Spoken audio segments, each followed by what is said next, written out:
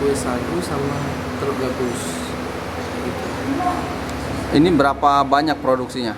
Yang akan kita produksi ini ada masing-masing 1.000, jadi total keseluruhan itu ada 3.000 pack, ada 3.000 pack gitu. Ini per hari ya? hari. Per hari itu 1.000. Per hari mendapatkan sekitar 150-an sampai 200 Pack. pack Nah, ini selama Ramadan. selama Ramadan. Oh. Sampai nanti kalau sudah selesai. Selain dijual, ini peruntukan kuenya kemana lagi, Ustaz? Ini akan kita distribusikan kepada kaum duafa wal masakin di sekeliling pondok Rasulullah.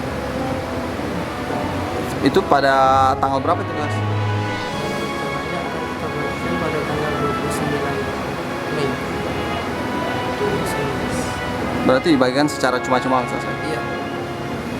Memang untuk sedekah Ramadan ini. Kue untuk lebaran.